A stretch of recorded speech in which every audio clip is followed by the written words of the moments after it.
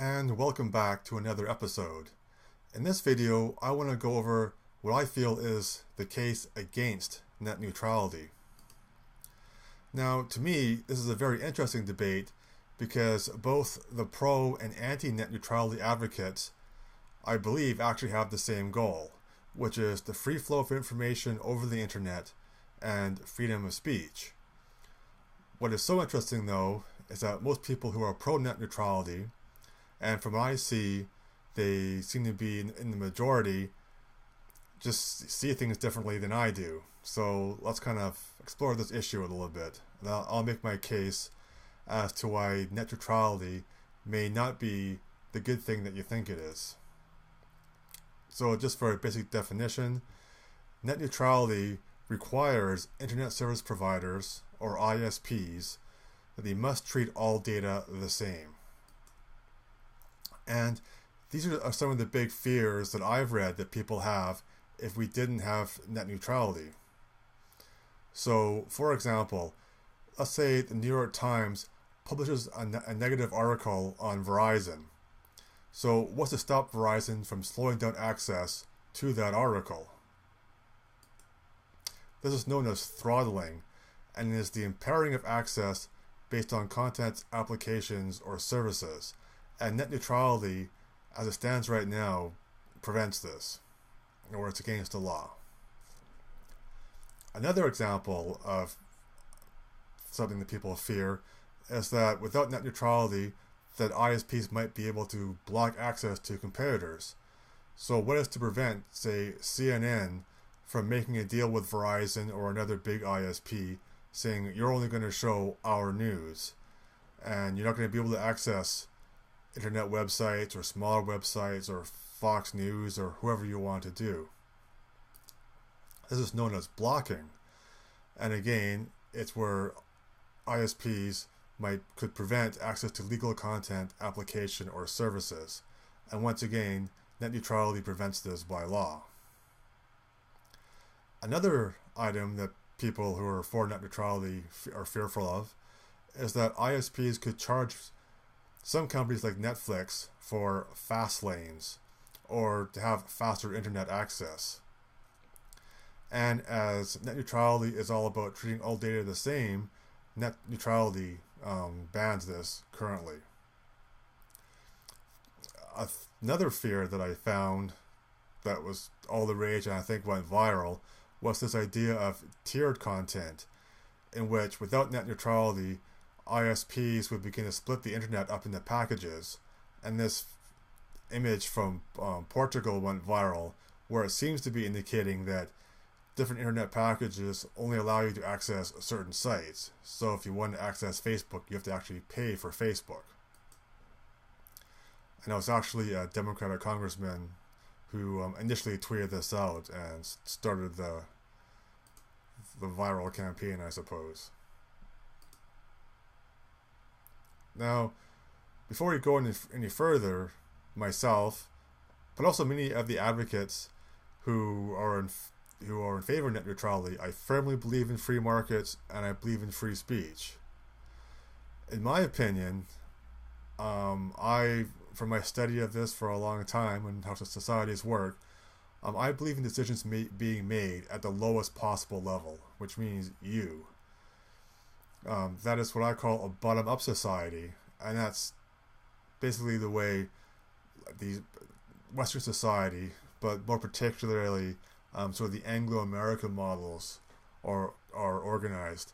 The feeling is that the really consequential knowledge of how societies are run, or what you need for your own life, can best be made by you, and not some bureaucrat in Washington or Ottawa or Brussels.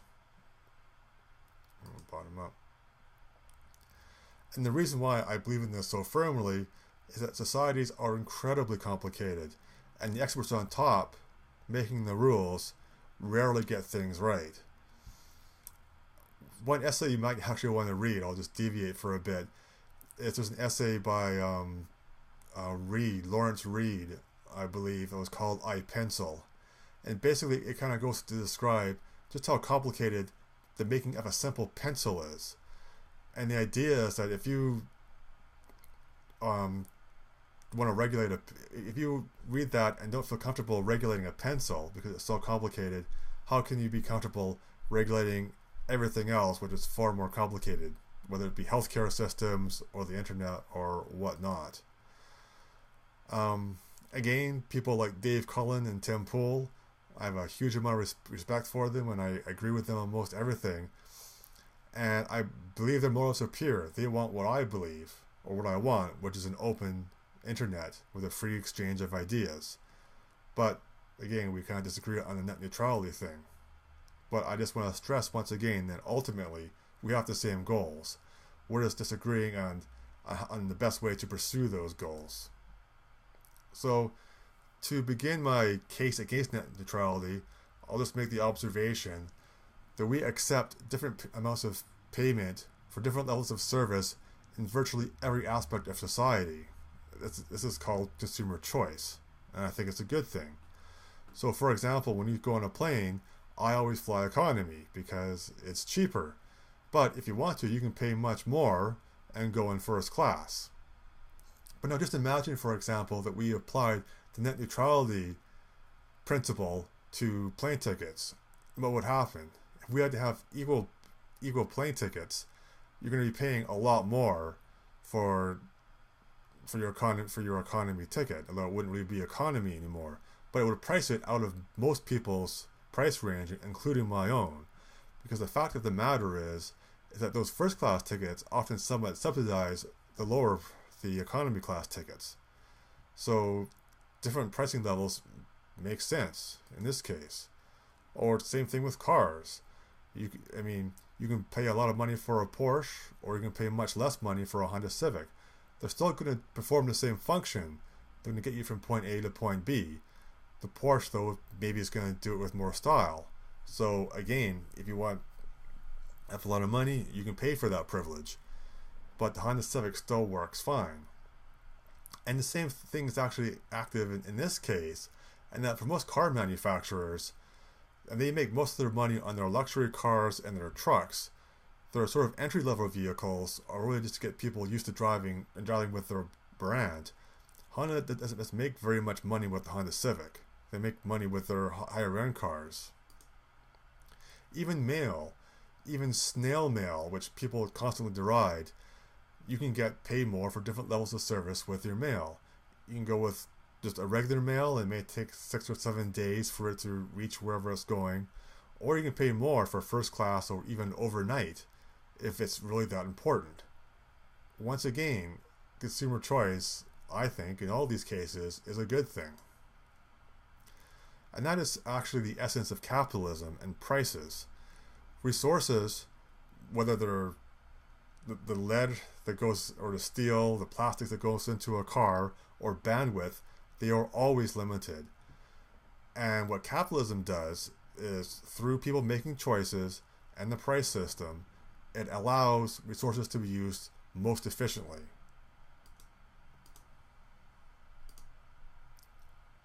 So the question then is, why should data over the internet be any different than any of these other examples?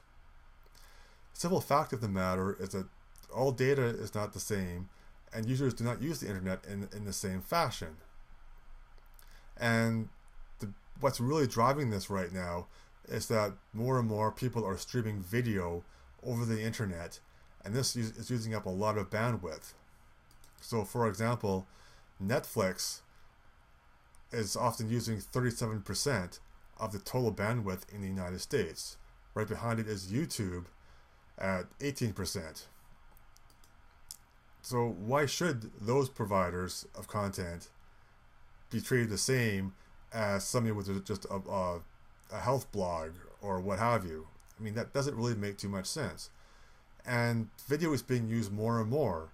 Who should pay for the upgrades, if not the people who are actually causing the net need for upgrades in the first place?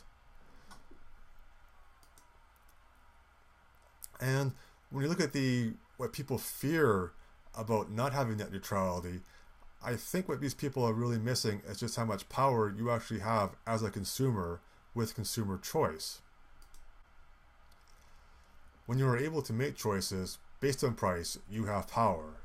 I mean, Coke notices when you buy a Coke instead of a Pepsi, or when you buy this car over another car. In a free market economy, each individual is essentially always voting for the best service at the best price, and that actually keeps companies in line. That's what I trust. You know, when a farmer, you know, I don't trust a farmer to raise cows so I can have a hamburger once in a while. I trust him that he wants to raise cows to sell them, and so he can make a living as well. You know, I'm kind of relying on his greed and his self-interest.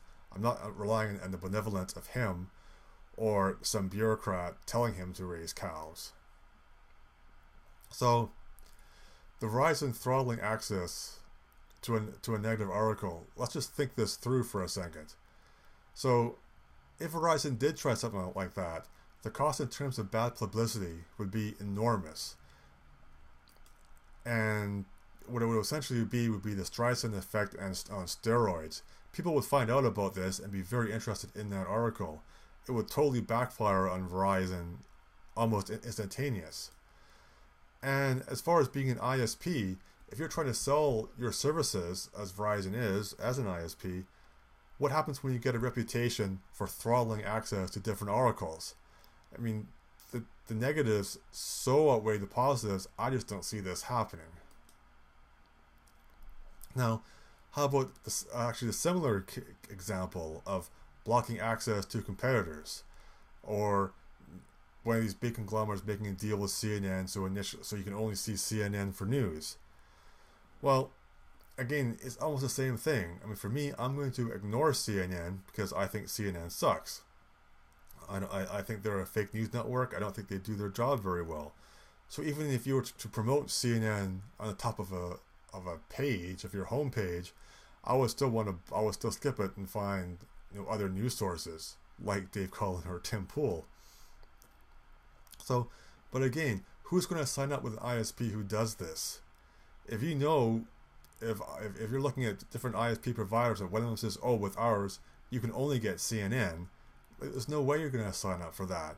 So again, I just don't buy this argument. The argument with regard to fast lanes, I actually agree with this, but I have no problem with it. I mean, why shouldn't the services that are using most of the bandwidth pay more to help maintain that network and upgrade it? How is it fair for a non-Netflix user to pay for access they don't use?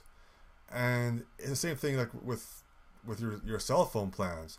My dad pays far less for his cell phone plan than I do, but he only uses his cell phone or his smartphone for basically email and actually using the phone as a phone.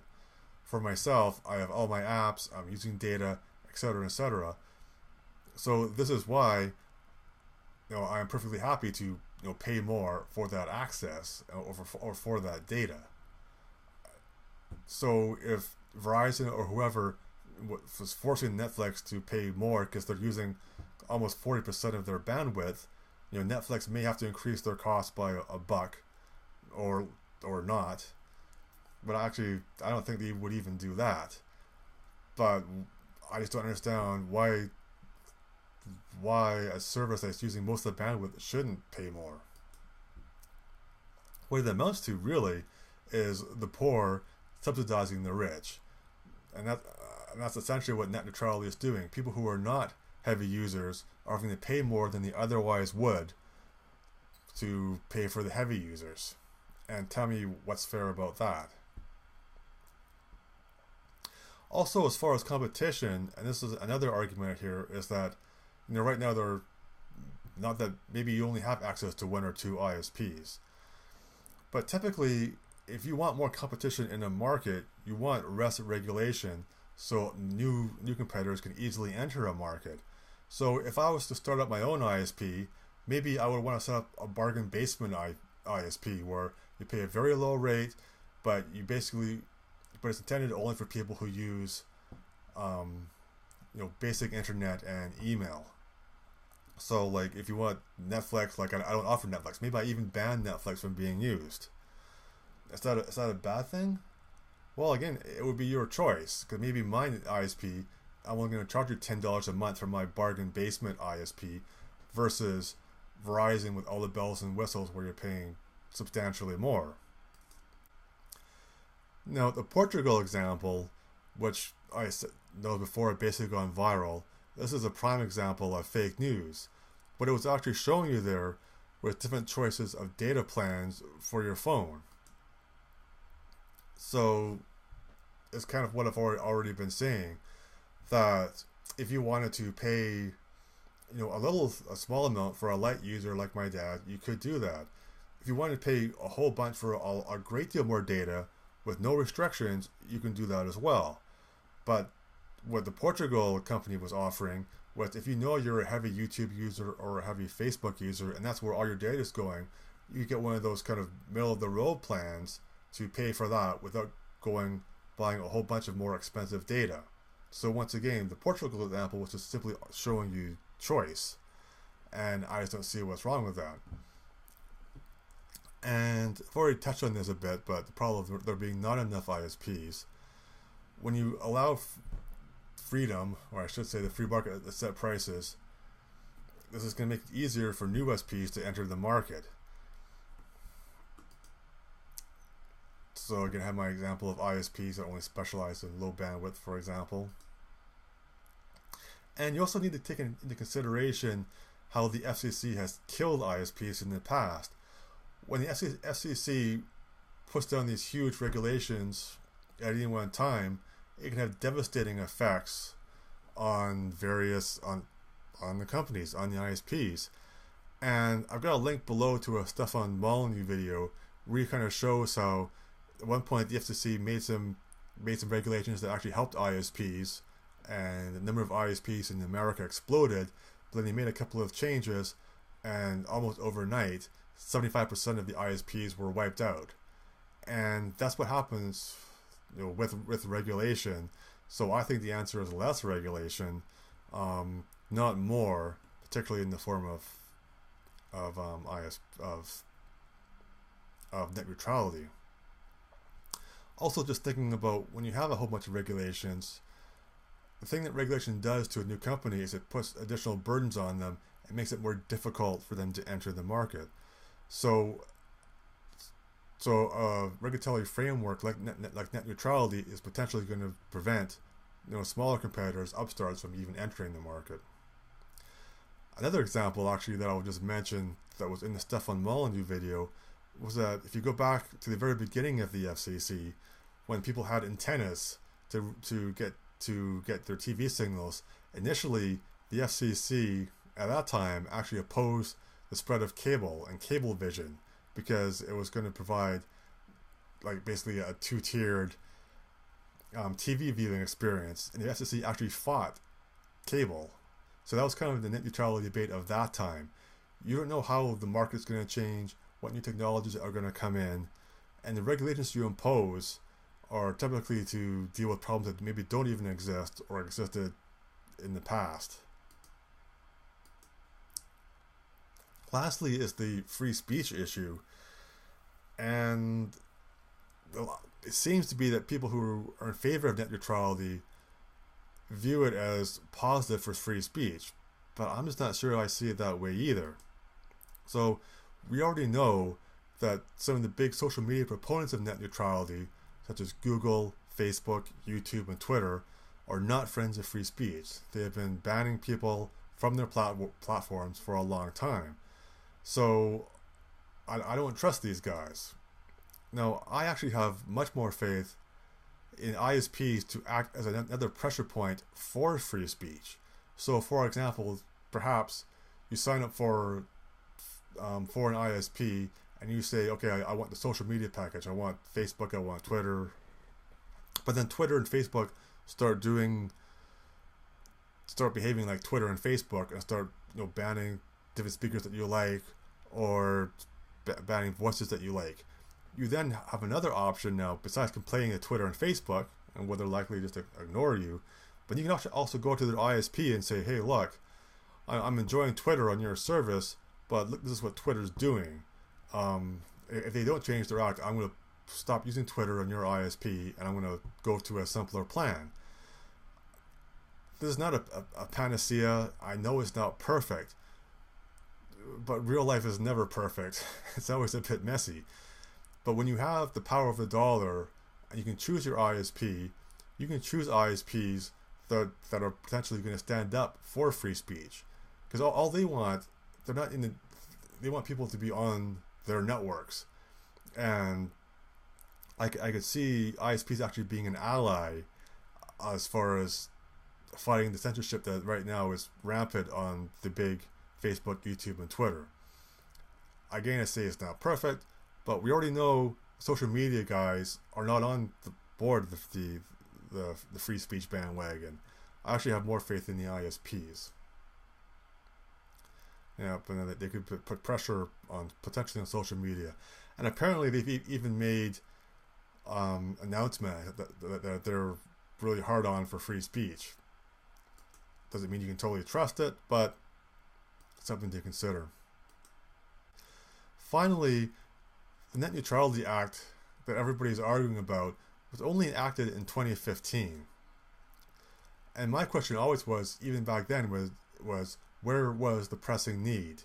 Where was all the horrible things that were happening to the internet up until 2015? It really was a solution in search of a problem at that point, as near as I can tell. I mean, some people, when I bring this up, mention examples like at one point AT&T blocked Skype and Apple FaceTime on their networks. And in some ways you can understand why they tried this. Skype is a competition to one of their services. I'm sure Apple FaceTime uses a great deal of bandwidth. But this was fixed in time just from public pressure without net neutrality being imposed. Once again, I have much more faith in public pressure and being able to use the power of your dollar and your wallet than I do government regulation. No system you set up is ever going to be perfect, but I always put my faith in freedom and competition to correct problems rather than government regulation. And the truth of the matter is that by making it harder for people to enter the market and setting up a whole bunch of burdensome rules, regulation, such as net neutrality, make it much harder to change. Still, the question becomes, why was net neutrality brought in? I mean, seemingly out of nowhere in 2015.